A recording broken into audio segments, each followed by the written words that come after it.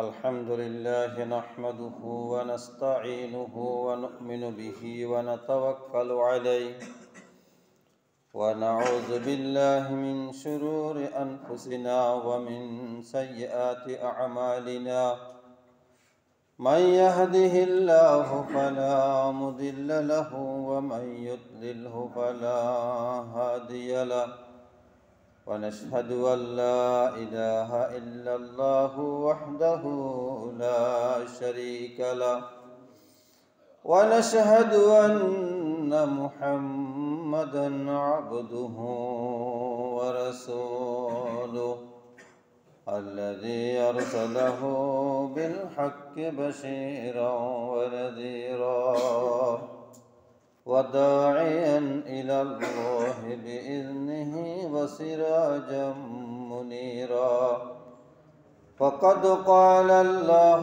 تبارك وتعالى في كلامه المجيد وفرقانه الحميد أعوذ بالله من الشيطان الرجيم بسم الله الرحمن الرحيم لقد كان لكم في رسول الله أسوة حسنة لمن كان يرجو الله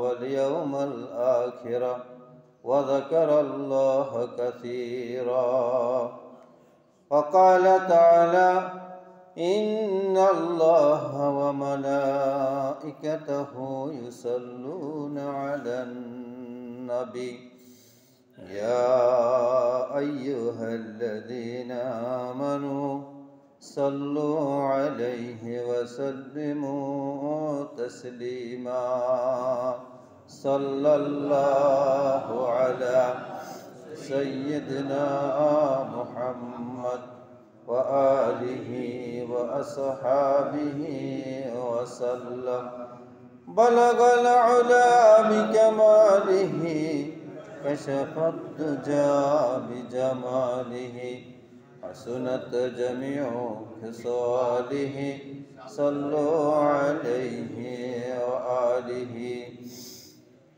محترم والمعزز সালাতুল জুমআদের উদ্দেশ্যে আগত সম্মানিত মুসলমান ভাই ও বন্ধুগণ, মহান আল্লাহ সুবহানাহু ওয়া তাআলার মহান দরবারে সশ্রদ্ধ শুকর ও সুজুদ জ্ঞাপন করছি। সালাত এবং সালাম প্রেরণ করছি প্রিয় নবী মুহাম্মদ রাসূলুল্লাহ সাল্লাল্লাহু আলাইহি ওয়াসাল্লাম। আমি ধারাবাহিক আলোচনার অংশ হিসাবে আল্লাহ সুবহানাহু ওয়া তাআলার আখিরি কালামে রাব্বির অত্যন্ত একটি গুরুত্বপূর্ণ সূরা সূরাতুল আহজাবের একটি আয়াত তেলাওয়াত করেছি, আয়াত নং 21। ধারাবাহিক আলোচনা চলছিল জিক্রুল্লাহ, আল্লাহর জিকির, ঠিক না? আজকে তারই অংশ হিসাবে আলোচনা হবে ইনশাআল্লাহ জিক্রুল্লাহ অর্থাৎ আল্লাহর জিকিরের পদ্ধতি ও মানদণ্ড। অল্প কথা বলবো ইনশাআল্লাহ। আল্লাহ সুবহানাহু ওয়া তাআলা যাতে আমাদেরকে বলার এবং শোনার তৌফিক দান করেন, আমাদের বাস্তব জীবনে আমল করার তৌফিক দান করেন, সকলে বলে আমিন। আল্লাহ তাবারক ওয়া তাআলা বলেছেন, লাকাদ কানা লাকুম ফি রাসূলিল্লাহি উসওয়াতুন হাসানা। তোমাদের জন্য, তোমাদের জীবনের জন্য, তোমাদের যৌবনের জন্য, তোমাদের হায়াতের জন্য রাসূলুল্লাহ সাল্লাল্লাহু আলাইহি ওয়াসাল্লামের হায়াতের মধ্যে রয়েছে উত্তম আদর্শ। লিমান কানা ইয়ারজুল্লাহ ওয়াল আখিরা, যারা আল্লাহর সন্তুষ্টি কামনা করে, আখিরাতের সন্তুষ্টি কামনা করে, ওয়া যাকারাল্লাহ কাসীরা, আর আল্লাহকে বেশি বেশি স্মরণ করে, তাদের জন্য। যারা আল্লাহকে ভয় করে, আল্লাহর রহমত প্রত্যাশা করে, আল্লাহ সুবহানাহু ওয়া তাআলার পক্ষ থেকে মুক্তি কামনা করে, ইহকালীন জীবনের জন্য শান্তি কামনা করে, ইহকালীন জীবনের জন্য মঙ্গল কামনা করে, পরকালীন জীবনের জন্য মুক্তি চায়, শান্তি চায়, বেশি বেশি আল্লাহকে স্মরণ করে, তাদের জন্য মুহাম্মদ রাসূলুল্লাহ সাল্লাল্লাহু আলাইহি ওয়াসাল্লামের জীবনের মধ্যে তোমাদের জন্য সর্বোত্তম মডেল আদর্শ উসওয়াতুন হাসানা। কি কথা ঠিক কিনা? এখন তাহলে বোঝা গেল যে বা যারা তার জীবনে মুহাম্মদ রাসূলুল্লাহ সাল্লাল্লাহু আলাইহি ওয়াসাল্লামের জীবনকে মানেন না, তার সুন্নাহকে মানেন না, তার আদর্শকে মানেন না, তার সুন্নাহকে মানতে চান না, ইনিয়ে বিনিয়ে কথা বলে, বিভিন্ন রকম অজুহাত দেখিয়ে অথবা গায়ের জোর দেখিয়ে অথবা সভ্যতা সংস্কৃতির যুগের বিভিন্ন রকম টাল বাহানা করে যারা মুহাম্মদ রাসূলুল্লাহ ইসলামের আদর্শকে সুন্নাহকে মানেন না, তারা তাদের জন্য নিজের জন্য দুনিয়াতে কল্যাণ চান না, আখিরাতে মুক্তি চান না। কথা ঠিক কিনা? তাহলে তিনি নিজের জন্য আত্মঘাতী, নিজের জন্য ক্ষতিকর। তিনি নিজের ক্ষতি করতে চান, নিজের মাথাটা বাড়ি দিয়ে ফেটে ফেলেন, নিজের দুনিয়াটা বরবাদ করেন এবং নিজের আখিরাতটা বরবাদ করেন। কথা ঠিক নয়? অতএব আমরা যদি আমাদের জীবনের জন্য কল্যাণ চাই, আমি আমার জন্য, আপনি আপনার জন্য কল্যাণ চাই, শান্তি চাই, তাহলে আমার জীবনের চলার পদ্ধতি গ্রহণ করতে হবে আল্লাহর কোরআন থেকে এবং মুহাম্মদ রাসূলুল্লাহ সাল্লাল্লাহু আলাইহি ওয়াসাল্লামের হাদিস থেকে। কথা ঠিক কিনা? সুন্নাহ থেকে। কোরআন এবং হাদিস, আল্লাহর কোরআন, মুহাম্মদ রাসূলুল্লাহ সুন্নাহ, এটা কোনো ব্যক্তির কথা, কোনো দলের কথা না। এটা কোরআনের জায়গা আছে, হাদিসের জায়গা আছে। আমি যেরকম পড়ি দেখি, আপনিও পড়তে পারেন, দেখতে পারেন, এবং অন্তত আমার কথাগুলো আপনি সত্যতা যাচাই করে দেখতে পারেন। আমি রেফারেন্স সহ এবং সূত্র সহ বলার চেষ্টা করি। কথাগুলো বলি আমার জন্য, আপনার জন্য কল্যাণের স্বার্থে, পরিবর্তনের স্বার্থে, সভ্যতার পরিবর্তনের প্রয়োজনে, আমার দেমাগের পরিবর্তনের প্রয়োজনে, আমার কালচারের, আমার ক্যারেক্টারের পরিবর্তনের প্রয়োজনে, যাতে আমি পরিবর্তনের আমার লাভ হবে, আপনি পরিবর্তনের আপনার না হবে। আপনি যদি পরিবর্তন না হন আমার বেশি ক্ষতি হবে না, কিন্তু বলা আমার দায়িত্ব। সময় তো ভাই সব।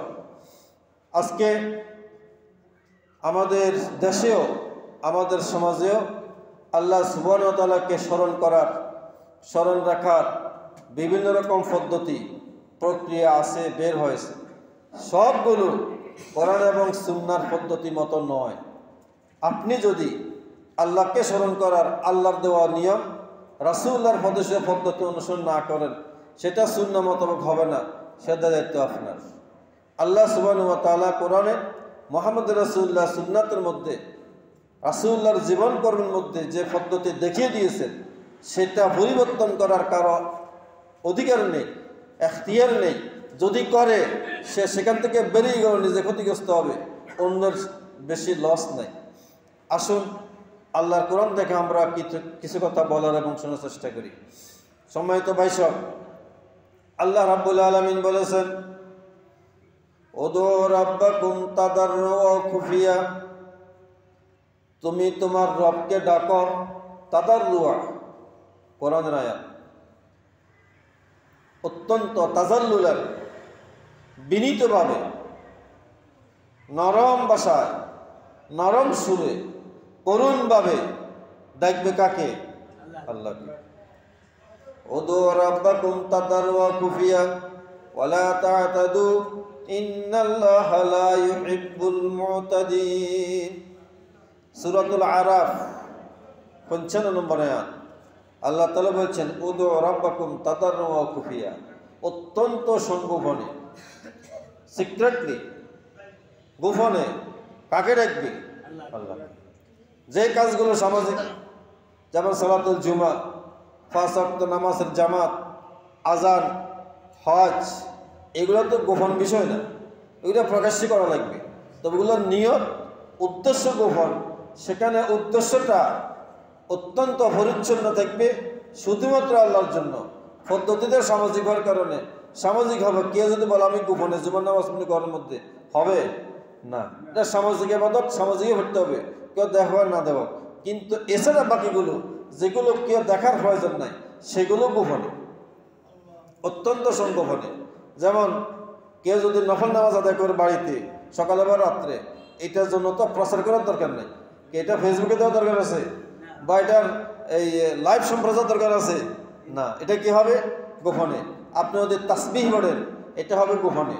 এটার কোনো প্রদর্শনীর কোনো প্রয়োজন নাই, কেউ দেখার প্রয়োজন নাই, কাউকে দেখানোর প্রয়োজন নাই, আপনি দেখানোর নিয়ত নাই। এর সত্য যদি কেউ দেখে ফেলে সেটা ভিন্ন কথা, কিন্তু নিজের মনের মধ্যে এই উদ্দেশ্য থাকতে পারবে না যে হ্যাঁ আমি যে বেশি পরিমাণ তাসবিহ পড়ি এটা মানুষও যত জানে, এটা কি মনের মধ্যে থাকতে পারবে? এটা থাকতে পারবে কে সম্বন্ধে পারবা।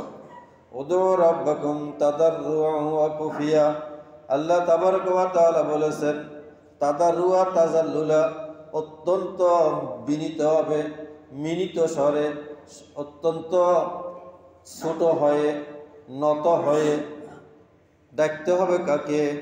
আল্লাহকে।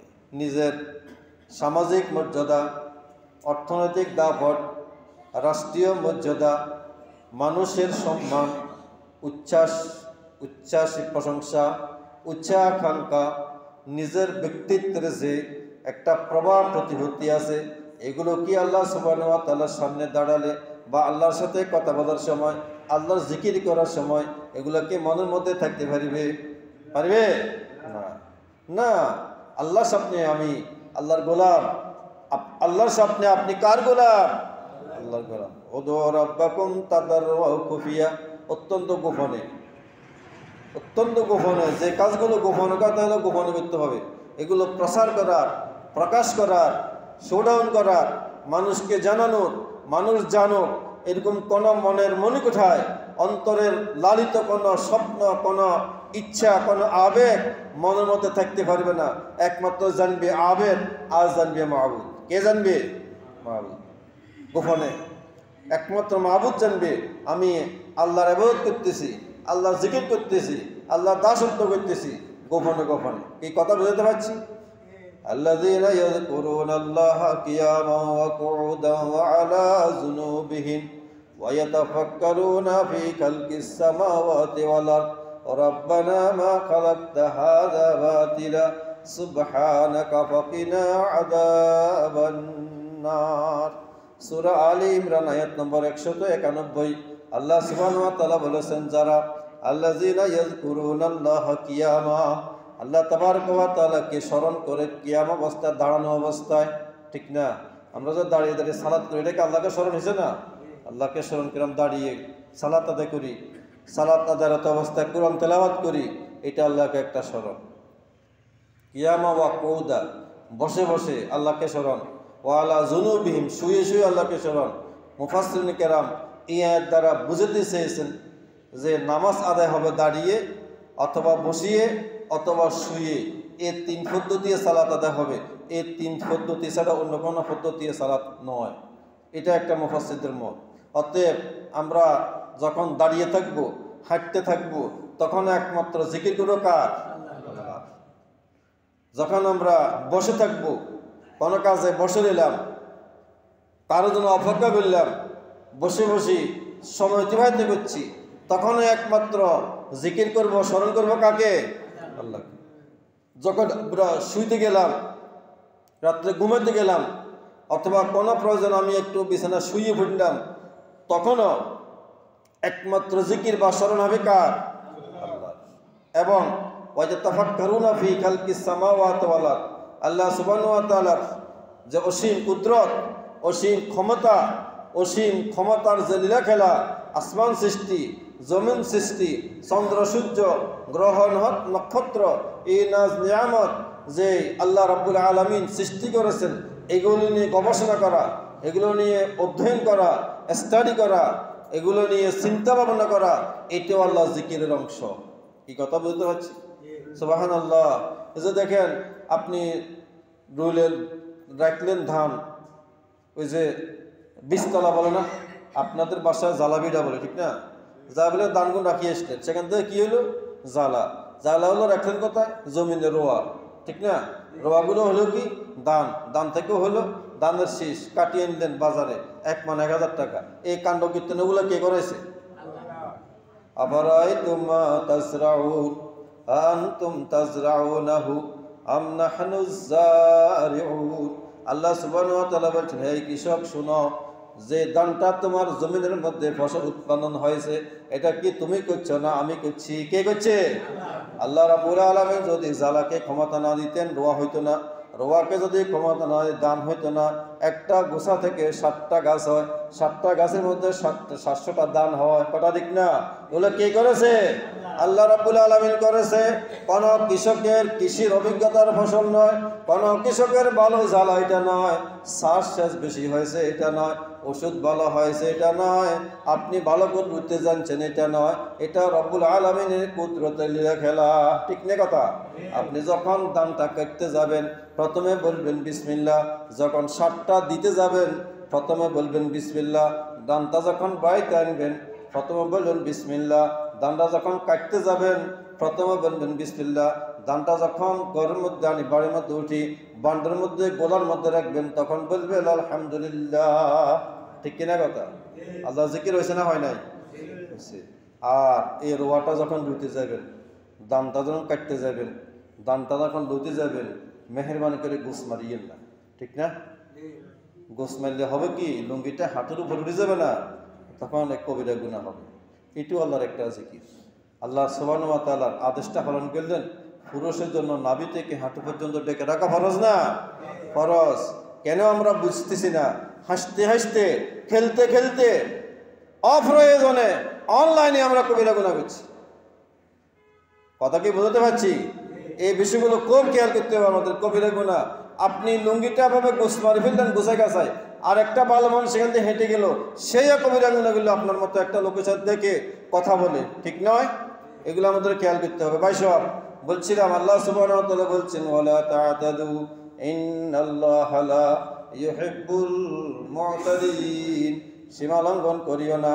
আল্লাহ রাব্বুল আলামিন কোন সীমা লঙ্ঘনকারীকে পছন্দ করে না। বেশি বাড়াবাড়ি করা উচিত নয়। যে কোনো বিষয় অনুগত থাকতে হবে আল্লাহ সুবহানাহু ওয়া তাআলার কাছে। ওয়াকুমু লিল্লাহি কানিতিন, সূরা আল বাকারা আয়াত নম্বর 238। আল্লাহ তাআলা বলছে দাঁড়াও আল্লাহর জন্য কানিতিন, আয় খাদিন, বিনীতভাবে। কিভাবে? বিনীতভাবে। কার সামনে দাঁড়াইছ? আল্লাহর সামনে। বলেন, আপনি যখন কোনো একটা অ্যাপ্লিকেশন নিয়ে কোনো ঊর্ধ্বতন কর্তৃপক্ষের কাছে যান তখন সেখানে দাঁড়ানো, প্রবেশ করা, অবস্থান করা, কথা বলা কি উচ্চবাচ্য হয়? গরম গরম হয় না খুব নরম নরম হয়? নরম না? আপনি যদি উচ্চবাচ্য করেন, উশৃঙ্খল আচরণ করেন, কথাবার্তা জোরে বলেন, হই হুল্লোড় করেন, অফিসার আপনাকে সেখানে রাখবে বা অ্যাপ্লিকেশনটা রিসিভ করবে না। এটা দুনিয়ার নিয়ম। এই নিয়মের ক্ষেত্রে আমাদের কোনো আপত্তি নাই। কিন্তু যে মহান আলিশান রব্বুল ইজ্জত ওয়াল জালাল, রব্বুল আরশিল কারীম, রব্বুল আলামিন, আসমান ও জমিনের মালিক, আরশ কুরসি লৌহ কলম, সকল ক্ষমতার মালিক, সকল ক্ষমতার উৎস যিনি, সে মালিকের সামনে যখন আমি আপনি অবস্থান করে দাঁড়াই, সেই সময় আমাকে আপনাকে কি পরিমাণ বিনীত বিনীত হওয়া উচিত। কথাটা কিনা? সবচেয়ে বেশি নরম কোমল হইতে হবে মালিকের সামনে। কার সামনে? সম্মানিত ভাই সব, আসুন মহান মালিককে আমরা সর্বাধিক বেশি পরিমাণ ভয় করি। যাই হোক, আমি আমার আলোচনা শেষের দিকে যাব। বলছিলাম আমি আমাদেরকে সকল অবস্থায় একমাত্র স্মরণ করতে হবে কাকে? আল্লাহকে। নিয়ম বানতে হবে কার? মুহাম্মদ রাসূলুল্লাহ সাল্লাল্লাহু আলাইহি ওয়াসাল্লামের। ইবাদত আল্লাহর, আর পদ্ধতি মুহাম্মদ রাসূলুল্লাহ সাল্লাল্লাহু আলাইহি ওয়াসাল্লাম। এই দুইটা বাদ দিয়ে যদি আপনি কোথাও যেতে পারবেন, গন্তব্যে পৌঁছতে পারবেন না। ওয়াতাম্মাত কালিমাতু রাব্বিকা সিদকা ওয়া আদলা, আল্লাহ রাব্বুল আলামিনের প্রত্যেকটা শব্দ, আল্লাহ তাআলার প্রত্যেকটা বাক্য পরিপূর্ণ, সিদকা অসত্য এবং পরিপূর্ণ। আল্লাহর দেওয়া কোনো শব্দকে যদি বিকৃত করেন, আল্লাহর দেওয়া কোনো বাক্য যদি আপনি বেশকম করেন, তাহলে আপনি জালেমের কাতারে পরিণত হবেন। এই জন্য আল্লাহ তাআলা জিকির করতে হয়। আল্লাহর কোরআনের কোনো শব্দকে ভেঙ্গে টুকরা টুকরা করে নয়, মুহাম্মদ রাসূলের কোনো শব্দকে ভেঙ্গে বিকৃত করে নয়। আল্লাহ রাব্বুল আলামিন যে শব্দ, যে বাক্য কোরআনে যেভাবে দিয়েছেন, মুহাম্মদ রাসূলুল্লাহ সাল্লাল্লাহু আলাইহি ওয়াসাল্লাম যে শব্দ যেভাবে উচ্চারণ করেছেন, আজকের এই যুগের মানুষকেও সেই শব্দ সেভাবে সম্মান করে, তাজিম করে, পরিপূর্ণভাবে উচ্চারণ করে জিকির করতে হবে। নতুন কোনো পদ্ধতি যদি আপনি আবিষ্কার করেন, যদি নতুন কোনো পদ্ধতিকে, নতুন কোনো শব্দকে ইনিয়ে বিনিয়ে বিভিন্ন রকম দূর থেকে যুক্তি দিয়ে আপনি জায়েজ করার চেষ্টা করেন, আপনি গায়ে জোরে করতে পারেন, আল্লাহ সুবহানাহু ওয়া তাআলা যদি সেটা গ্রহণ না করেন তাহলে কিছু করার নেই। সম্মানিত ভাই সব, এই জন্য বলছিলাম পদ্ধতিকার মুহাম্মদ রাসূলুল্লাহর, আদেশকার আল্লাহ। আসুন আমরা সকল অবস্থা জিকির করবো কার, স্মরণ করবো কার, আইন ও বিধান মানবো কার, আল্লাহ। বলেন ফজর নামাজ 2 রাকাত না, ফরজ 2 রাকাত না, কেউ যদি 4 রাকাত পড়ে হবে? ইমাম সাহেব যদি কয় যে 4 রাকাত পড়েন হবে, নামাজ হবে না। কেন হবে না? আইনের লঙ্ঘন। কি হয়েছে? ইসলামিক আইনের লঙ্ঘন হবে। এরকম সকল ক্ষেত্রে আল্লাহর যাওয়া কোনো আইনে যদি আপনি হেরফের করেন, বেশকিম করেন, আপনি গুনাহগার হবেন। আসুন আমাদের ব্যক্তিগত পর্যায়ে আইন মানব কার, আল্লাহ। সামাজিক পর্যায়ে আইন মানব কার, আল্লাহ। দেশের মধ্যে রাষ্ট্রীয় পর্যায়েও আইন মানব কার, আল্লাহ। আসুন সামাজিক অবক্ষয় আমাদের দেশে আজকে আকাশচুম্বী। মানুষ ব্যক্তিগতভাবে যা কিছু মানুষ হলে নামাজ কালাম পড়ে, সব মানুষ তো পড়ে না, ঠিক না? সব মানুষ কেন নামাজ পড়ে না? কিছু মানুষ নামাজ কালাম পড়ে, যা পড়ে তাও আবার ব্যক্তিগতভাবে কিছু নামাজ কালাম পড়ে, কিছু কথা মানে, কিন্তু ঘরে গেলে, পরিবারে গেলে এগুলো মানে না। আর সামাজিক পর্যায়ে মানে না। আপনি যখন মসজিদে আসেন কার বান্দা? আল্লাহর বান্দা না? যদি ঘরে যান কার বান্দা? জুমার দিন আল্লাহর বান্দা, আর শনিবার দিন অন্য কারো বান্দা, আল্লাহর বান্দা যদি হয়ে থাকেন, তাহলে আপনি যখন একটা সামাজিক অনুষ্ঠান করবেন তখন কি আপনি আল্লাহর বান্দা এই কথা থেকে বেরিয়ে যাবেন? না, বেরিয়ে যাবেন না। তখন কার আইন মানতে হবে? আল্লাহর আইন। সামাজিক অনুষ্ঠানগুলোতে, সাংস্কৃতিক অনুষ্ঠানগুলোতে, খেলার মাঠে, মেলার মাঠে, হাটে, বাজারে, ঘাটে, বাড়িঘরে, এরপরে আসেন কমিউনিটি সেন্টারে, এখানে কি আল্লাহর আইন নাই? আছে। সেটা যদি আল্লাহর আইনটা না মানেন, কেসাও হবে না গুনাহ হবে? গুনাহ হবে, গুনাহ হবে। নামাজ আজ যে আল্লাহ ফরজ করছে সেই আল্লাহ পর্দাও ফরজ করছে। নামাজ না পড়লে ব্যক্তির গুনাহ হবে, ব্যক্তির অপরাধ হবে, আর সামাজিক পর্দা পালন না করলে পুরো সমাজের ক্ষতি হবে। তাহলে আপনি নিজে ক্ষতিগ্রস্ত হলেন, সমাজকেও ক্ষতিগ্রস্ত করলেন, সমাজটা নষ্ট করলেন, সমাজটা ধ্বংস করলেন, একটা সভ্যতা ধ্বংসের জন্য আপনি বীজ বপন করলেন। কথা ঠিক কিনা? আজকে আমি প্রায় কথাগুলো বলি আমার বিভিন্ন ওয়াজে মাহফিলে, তাফসীর মাহফিলে। আপনি যখন বরবরণ অনুষ্ঠান করেন, বধূবরণ অনুষ্ঠান করেন, গায়ে হলুদ অনুষ্ঠান করেন, ওইখানে কি ইসলামের কোনো বিধিবিধান নাই? আছে। আজকের সমাজ এত নষ্টের দিকে প্রবাহিত, এই নষ্টের পরিস্থিতিকে আমাদেরকে কি ফিরিয়ে আসতে হবে না? হবে, ফিরিয়ে আসতে হবে। বিবাহ একটা সুন্নত কাজ, ঠিক কিনা? সুন্নত কাজ। আমরা বাঙালি এই সুন্নত কাজটাকে একটা হারাম কাজে পরিণত করে ফেলছি। প্রথম কথা হইল, আমরা যারা বিবাহ পড়ানোর জন্য অল্প কতক্ষণ 2-4 মিনিট সময়ের জন্য ইমাম সাহেবের দরকার হয়, ওখানে ইমাম সাহেব গিয়ে বসার মতো কোনো পরিবেশ থাকে না। এই পরিবেশটা রক্ষা করবেন আপনারা। নারী এবং পুরুষের জন্যটা আলাদা করবেন। কি ভাড়া যাবে? এটা ভাবতে হবে। পড়া দরকার, পড়া প্রয়োজন, সভ্যতার প্রয়োজনে, শালীনতার প্রয়োজনে, গুনাহ থেকে বাঁচার প্রয়োজনে এই অবস্থা আপনারা করবেন। এরপর আসুন, বিশেষ করে বিবাহের আগের দিন গায়ে হলুদ অনুষ্ঠান হয়, ঠিক না? আসলে বিষয়টা আমার পুরো জানা নাই গায়ে হলুদ বলতে কি বোঝায়। এখন বিষয় হলো, ওই দিন পাত্রীপক্ষের কিছু লোক, পাত্রপক্ষের কিছু লোক, ছেলে মেয়ে নারী, নরনারী একসাথে একাকার হয়ে যাওয়া, সেখানে যে অবাধে অনুষ্ঠান করে, এই কথা ইসলামী শরীয়তে জায়েজ বা বৈধ, এই পর্যন্ত কোনো আলেম কি বলছে? বলে নাই। আলেমেরা আমরা ছোটকাল থেকে দেখে এসছি, আমাদের ওস্তাদারা মসজিদ সেগুলো বিরোধিতা করতে। কেন? আপনাদেরকে আমরা এখনো বুঝতে এই বিষয়গুলো সক্ষম হইলাম না। আমাদের কি ব্যর্থতা? আপনাদের কি সমস্যা আমরা বুঝতেছি না। ওখানে যে এক পক্ষের পুরুষ আর এক পক্ষের নারী একসাথে একাকার হয়ে গেলেন, তখন এই পরিবেশটা কোনো সভ্যতাকে কাবাদ দেয়? সভ্যতা অনুমোদন করে? ইসলামী শরিয়া অনুমোদন করে না। তো এগুলো থেকে আমাদেরকে বেঁচে থাকা কি দরকার নয়? ওই অপরাধ দিয়ে, গুনাহ দিয়ে আপনি শুরু করলেন, এই দম্পতি নারী পুরুষ থেকে যখন বাচ্চা কাচ্চা হবে, এটাকে সভ্য হবে না অসভ্য হবে? বৎকার হবে না নেককার হবে? এ ফেরাউন জন্ম হবে না ইমাম বুখারীর জন্ম হবে? কেন আমরা বুঝছি না এই বিষয়গুলো? পাত্রপক্ষের পুরুষগুলো না আসলে, পাত্রপক্ষের পুরুষগুলো একসাথে না হইলে, নারী পুরুষ একসাথে একাকার না হইলে বিয়েটা কি হবে না? হবে না? হবে। আমি ব্যক্তিগত অনেক বিবাহ অনুষ্ঠানে, অনেক গায়ে হলুদের দিন সন্ধ্যায় অনেক জায়গায় তাফসীর মাহফিল করেছি, তাফসীর কোরআন দিয়েছি। আমি জসিমউদ্দিন অনেকে ডেকে নে, হুজুর আপনি একটু তাফসীর মাহফিল করেন। 1 ঘন্টার আমি তাফসীর দিয়েছি বিবাহ সংক্রান্ত। কি সম্ভব না? এটা চালু করেন। যদি প্রয়োজনে আমি আসবো, আমার একেবারে ফত পাঠাও দেওয়া লাগবে না, আমি আসবো ইনশাআল্লাহ। আপনি আয়োজন করবেন, ফোন করে আমি আসবো, বা আপনার পছন্দ করে আলেম আনবেন। যে আমাদের আজকে না হলুদ অনুষ্ঠান হওয়ার কথা, আমরা হলুদ অনুষ্ঠান করলাম না, কোরআন অনুষ্ঠান করব। বরকত হবে কি হবে না?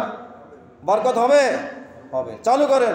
সভ্যতার একটা পরিবর্তন হোক, বুঝের একটা পরিবর্তন হোক, মানুষের দিমাগের একটা পরিবর্তন হোক। জগৎ এখন উন্নয়নের দিকে, আপনি কেন অদমের দিকে যাবেন?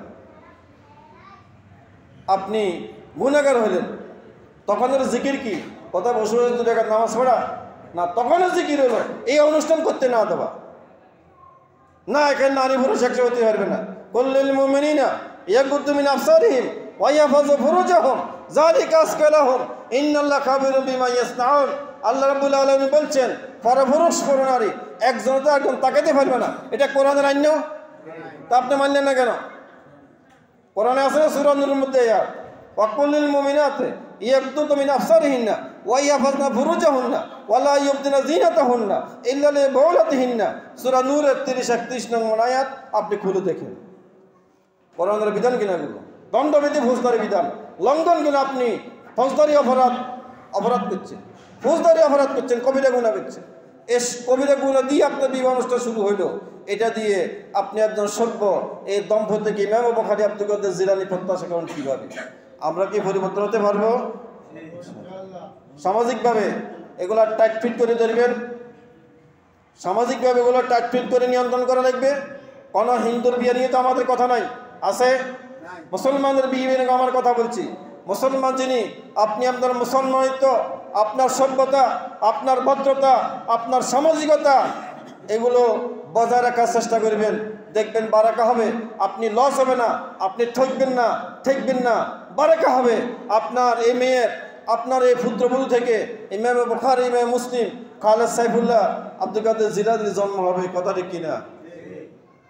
সভ্যতা আজকে কোন দিকে যাচ্ছে? আমরা কোন দিকে যাচ্ছি? ওখানে জিকির এলো, এরকম কোনো অসভ্যতা হইতে আমি দেব না।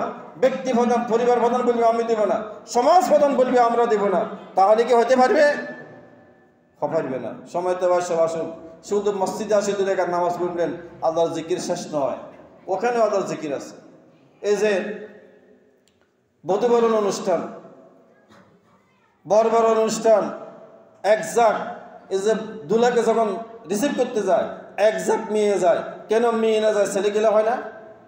হয় না? হয়। তো কেন মেয়ে ঘরেন না?